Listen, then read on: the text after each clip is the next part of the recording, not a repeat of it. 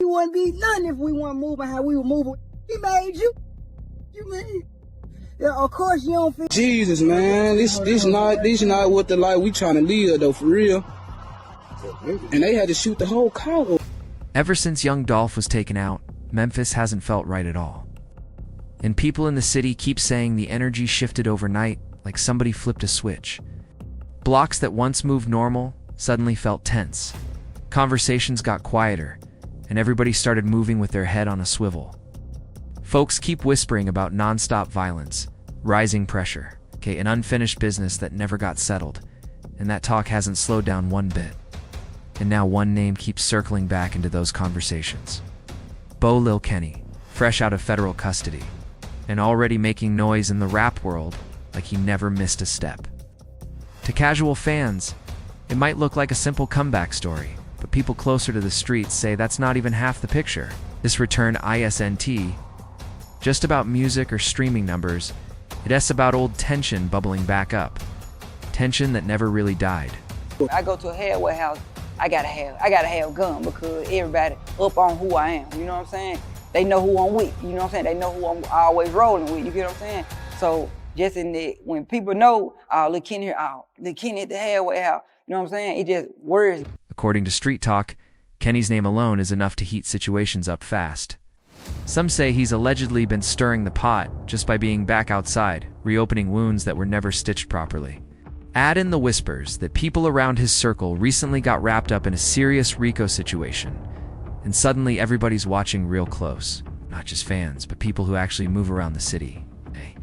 A lot of folks only learned about Lil Kenny after he linked with Quality Control, but in Memphis his name has been ringing for years. He wasn't new to the city, new to the grind, or new to pressure at all. Lately, the street's been buzzing with quiet talk that he's moving with heavy weight on his back. With some suggesting there's a tension on him from multiple sides, and none of it feels friendly. Really get it, you gotta understand where Kenny came from. He reps the south side of Memphis and built his name alongside his close homie Stupid Duke. Together, they helped form Young Mob, grinding early, spitting bars, and trying to carve out space in a city already dominated by major players. Man, you know, Dolph, they were my partner, bro, but it just was like, man, before we talk, even though I was in jail, you know what I'm saying? We used to keep a little contact here and there, you know what I'm saying? And then look, of course, he'd be, B.O., this what we gonna do. Just go and get home, you know what I'm saying? Back then, Yo Gotti was already running the southern rap scene, but at first there wasn't open tension like that. Insiders say Kenny actually wanted to work with Gotti at one point. One night, both crews ended up in the same club, and Kenny allegedly tried to build a bridge, talking about locking in a record together. That's when things reportedly went left. Word is Gotti's crew started splashing water toward Young Mob's side, and what looked small in the moment planted seeds that never stopped growing. By 2010, everything fully boiled over. Kenny's close associate OG Dirty reportedly got into it with Gotti outside a Memphis club. What started as loud words spiraled fast. Someone tried to calm it down, but emotions were already wild, and once a punch was thrown, the whole situation cracked wide open. Shots rang out, panic exploded, and the streets turned into a crime scene in seconds. Lil Kenny was allegedly caught right in the middle of the madness. Police flooded the area, arrests followed, and while Og Dirty survived, despite being hit, another person didn't make it, making everything heavier than ever. What made it even worse was the family connection. Og Dirty is Stupid, Duke's blood brother, and from that moment on, stopped being just street tension and turned deeply personal, emotional, and rooted in something that never truly faded. You stick to it, stick to the plan, you're gonna make it happen, bro. It just set in stone this way. Just stay at it, you know what I'm saying? Keep working, stay at it. It's gonna show up, you know what I'm saying? After that night, Young Mob and CMG were locked into real hostility, no gray area at all. And the fallout didn't stop at that single incident. It spread through the city like a slow-burning fuse. Kenny's issues with Gotti weren't just street-based either, because behind the scenes, his loyalty ran in a whole different direction. He was extremely close with Young Dolph, and always made it clear that Dolph was one of the very few who never switched up on him. When charges started stacking and doubts got louder, Dolph allegedly stayed solid, pushing Kenny to stay focused on music and not lose sight of what he was building. That kind of loyalty runs deep in Memphis, and it only added more strain to already tense city politics. Some people even believe that if circumstances had lined up differently, Lil Kenny might have ended up officially tied to Paper Route Empire. And that alone could have completely rewritten how Memphis history played out. What if still gets talked about quietly to this day? But life took a hard left for Lil Kenny, and everything shifted fast. He ended up locked down for nearly 4.5 years, and by the time he touched back down, the city he knew was gone. Young Dolph was no longer here. The streets felt colder, trust felt thinner, and alliances that once seemed unbreakable were already cracking apart. And Dolph's passing wasn't the only change people noticed. Long before that moment, the groundwork for chaos had already been laid. OG Boo Dirty, the same name tied to the first major blow-up between Young Mob and Yo Gotti, caught Gucci Mane's attention and landed a deal not long after. Things heated up even more when Boo Dirty dropped a track that fans immediately took as a clear diss aimed at Gotti's side. The streets heard it loud and clear. Boo Dirty rapped lines like "I expose these dudes, can't hold these dudes," followed by bars that fans argued over non-stop. Online, the record felt raw, aggressive, and reckless, and it had Memphis picking sides overnight. The energy was undeniable and conversations lit up everywhere. But years later, the plot twisted again. Boo Dirty publicly squashed the beef with Yo Gotti, and that move didn't sit right with everybody. Insiders say Lil Kenny wasn't feeling it at all. To him, that peace didn't look like growth. It felt like a switch-up that went against everything Young Mob stood on. And Boo Dirty wasn't the only one making peace moves. More faces who once rode with Young Mob slowly drifted away. Even Moneybagg Yo, who had early history around Dolph and Young Mob, ended up signing with Gotti and linking heavy with a crew known as KSBG, a group already clashing with Young Mob. At the time, KSBG wasn't just music either, it had real street presence, with names like Big 30 tied in. So when Moneybagg made that move, Memphis instantly started asking questions. Fans replayed lyrics like "How you rocking with them" and dissected every word, every pause, every tone like it all meant something deeper. Then the rumors hit another level. Alleged paperwork started circulating online, with people claiming KSBG had been putting pressure on Young Mob behind the scenes. Whether it was true or not, the streets reacted like it was real. And by 2021, that tension nearly turned deadly when Stupid Duke was reportedly targeted outside a barbershop. He survived, barely, and the message was loud and clear. By 2023, the situation didn't cool down. It exploded into full chaos, proving the story was far from over. Duke and several Young Mob members were accused of trying to snatch a chain from a rapper named Tripstar, and that moment lit a fuse nobody could put out. Tripstar was signed to Moneybagg Yo at the time, which only poured more gasoline on an already raging fire.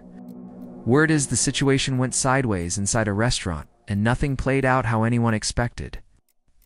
What started as a confrontation spiraled fast into gunfire, and tragedy followed almost instantly. In the chaos, one of Duke's close associates lost his life, a devastating blow to Young Mob that shook their entire circle. But the violence didn't stop there at all. It's not long after, 2 Young Mob affiliates were arrested in connection to the killing of Cheese Dollar, a close associate tied to the opposing side, pushing the feud into an even darker and more dangerous chapter. The back and forth between Young Mob and KSBG turned brutal almost overnight. Duke himself was arrested in connection to the same incident where his close friend was killed, and this happened just months after he had finished serving a 9-year sentence. He hadn't even been free a full year before ending up back behind bars again, showing just how unforgiving and repetitive the cycle had become. And 2023 didn't let up for a second. Young Mob was accused of being involved in the death of a KSBG-associated figure known as Big Greg. Not long after, retaliation reportedly followed when 2 Young Mob members, Mick Moda and TJ, were killed. The streets were bleeding on both sides, and nobody seemed able or willing to slow it down. Then 2024 hit like a hammer. Federal agents swept through and brought massive charges against Young Mob. Authorities alleged large-scale drug distribution operations involving fentanyl, meth, and marijuana, and during raids they reportedly recovered close to 30 firearms. The case sent shockwaves through Memphis and had everybody paying attention. Prosecutors even claimed phone calls were used to coordinate violent acts, leading to 18 alleged young mob members being arrested in a single sweep. And while all that was unfolding, Stupid Duke was once again back behind bars. At the same time, Lil Kenny had just come home, and his name started buzzing all over the rap scene like he never left. But that buzz came with controversy attached. Kenny was accused of saying too much about a high-profile case that had already shaken the city, which allegedly led to him being locked up again for nearly 5 years. It slowed his momentum, but not his mindset. As soon as he was free, he went straight back to the booth, recording music even while staying in a halfway house. Kenny knew Memphis wasn't safe for him anymore. He openly said staying there would require constant protection because too many people wanted him gone. The city was filled with unresolved issues, and peace simply wasn't an option for him. While others chose to settle old beefs, Lil Kenny wasn't interested in reconciliation. So when OG Boo Dirty linked up with Finesse 2 times after Finesse had dissed Young Mob, that crossed a line. Kenny took it personal and went straight to Instagram, calling Boo Dirty out publicly. He accused Boo Dirty of never truly standing on street principles and questioned his shifting alliances. Boo Dirty responded musically with Real, recognize Real, saying people were trying to force him into conflicts he didn't want, making it clear the tension was far from over. But Kenny wasn't convinced at all, not even a little. He fired right back with a diss titled Nadine, unloading pure disrespect through the lyrics. He reached back into old situations, mocked past moments, and recycled bars in a way that fans instantly recognized. Lines about getting shot were framed as lyrical insults, not claims, but they still landed heavy and stirred controversy everywhere. Even without direct accusations, the message felt sharp, calculated, and personal. He didn't stop there either. Kenny went further by clowning Boo Dirty's coaching job, hinting that it didn't match the image Boo Dirty once portrayed. That diss wasn't just shade, it was scorched earth energy. Kenny made it clear he felt betrayed, and he wasn't holding anything back at all. One line especially raised eyebrows when Kenny questioned Boo Dirty's lifestyle choices in a metaphorical way, not as an allegation, but as a diss meant to embarrass and provoke. He ended the track by warning Boo Dirty to stop claiming Young Mob, making it clear the chapter was officially closed. By choice or not, Kenny made it sound final. At that point, it was obvious this wasn't just rap anymore. This was unresolved loyalty, old wounds, and a city still dealing with the aftermath of years of chaos. And Lil Kenny was standing right in the middle of it all, setting the tone loud and clear. Stop calling around begging for shoes was how he framed it, and everybody knew exactly what kind of energy that carried. And from there, he didn't let up at all. Kenny followed it with another jab, saying he heard somebody folding in an interrogation room, giving up blue clues. That's when things got personal fast. He wasn't T-rapping for attention anymore. He was unloading built-up frustration and letting it spill out line by line. Then came the bar. You said you fell back, but truth is, don't nobody mess with you. And that line hit different to a lot of listeners. Even though OG Boo Dirty isn't rocking with Young Mob like before, he's still Stupid Duke's blood brother. Because of that family tie, most people believed nobody from the crew would physically move on him. But respect was clearly gone, and Kenny made that loud without threatening anything at all. Line. People started speculating that Kenny might VA said a little too much in his music about a wild situation from 2024. Once that idea started spreading, the streets began whispering heavy. The moment people keep pointing to happened during Yo Gotti's Uncle S funeral, an event that shook Memphis deeply. Gotti's brother, Big Juke, was attacked in front of their mother, and after that, the city went silent. No arrests, no witnesses, no statements, just silence. Then Kenny dropped lyrics like "We come to get you" like bounty hunters in front of his mama, followed by bars about shots and timing that froze fans instantly. People started asking questions, wondering who he was talking about.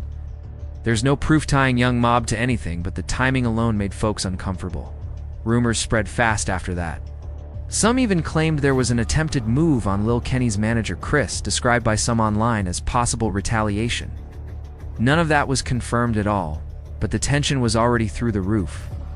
Kenny's lyrics only made the atmosphere heavier. An early 2025 hit out of nowhere and changed everything again. Alleged paperwork started leaking online, and it looked ugly. A rumored RICO case involving Young Mob began forming in whispers, and suddenly the entire city was holding its breath. It started feeling like the walls were closing in fast. Screenshots began circulating on Reddit, showing what looked like official documents tied to the Young Mob investigation. Lil Kenny's name was mentioned, and police were allegedly claiming he was funding street activity.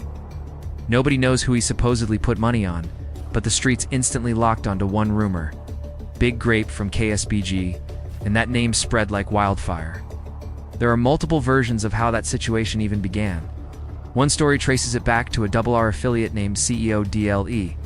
He was at a Lil Baby concert at the FedEx Forum when shots rang out inside the venue. Somehow a weapon made it past security and DLE was hit in the chest. He survived, but that moment flipped everything upside down and sent shockwaves through the city. Street Talk says retaliation followed not long after. Allegedly, pressure came down on KSBG and Big Grape ended up dead. Nobody was arrested for the concert shooting, but fingers started pointing toward a KSBG affiliate named J Hot as the alleged shooter. That's where things got even stranger. Not long after being named in rumors, J Hot was found dead too. Too many street sources claimed it wasn't the opposition, but an inside move. The situation got messy fast. When CEO Dila went online and posted screenshots that allegedly showed J Hot apologizing and admitting to the shooting, it only made everything murkier. Some people even speculated that Young Mob might have been involved in J Hot getting taken out, though nothing was ever proven. That became the pattern. Layers of rumors stacked on top of each other, making the truth almost impossible to untangle. Then July 2025 hit like a hammer. Federal authorities announced a major takedown targeting Young Mob. Stupid Duke and 7 alleged affiliates were arrested in a sweeping operation. According to law enforcement, some of them are now facing potential life sentences. And that announcement shook Memphis immediately. The RICO was officially in motion. But this wasn't the first violent incident tied to the ongoing feud. Back in May 2022, 3 Young Mob members allegedly pulled up on KSBG affiliates at a McDonald's, leaving one person dead. Then in March 2024, Stupid Duke and another associate were accused of attempting to slide on an opponent before backing off because police were already nearby. Just months later, Duke and his crew were allegedly involved in a robbery at a tattoo shop, hitting everyone inside without masks. Even though Lil Kenny wasn't named in the indictment, leaked information suggested authorities still viewed him as a person of interest. Insiders believe more charges could be coming, and the pressure never really eased up. What made everything even crazier was that Duke had just landed a record deal before the feds moved in. Lil Kenny had already signed with Quality Control when he came home, and for a moment it looked like both of them finally had a real shot at leaving the streets behind. But Duke couldn't let go of the smoke. Instead of staying focused, he kept moving reckless, and now he might never make it home again. Police surveillance footage reportedly showed Duke always armed, even during everyday things like taking out the trash. Meanwhile, Lil Kenny is still free for now, but with pressure building, people are questioning how long that's gonna last, especially with all the speculation surrounding money lyrics, leaked paperwork, and old rumors resurfacing. The biggest question still hanging in the air is how Young Mob ended up hit with a RICO while CMG remains untouched. One witness tied to Young Dolph's case already testified about alleged payments. Big Juke later ended up dead too. Still no charges, no headlines, just silence. The streets are watching, and so are the feds, with rumors saying a much bigger case could quietly be building behind the scenes. What's wild is that when Lil Kenny first came home, his message was actually positive. He said he wanted to inspire people to stay out of trouble and focus on music after being locked up so young and spending years in the system. It sounded like real growth, real reflection, and a real desire for change. But the streets kept pulling him back. Now many of his day one homies are facing life. Memphis is holding its breath, and the pressure keeps rising. The question isn't just about music anymore. It's about survival, timing, and whether breaking the cycle is even possible when the past refuses to let go.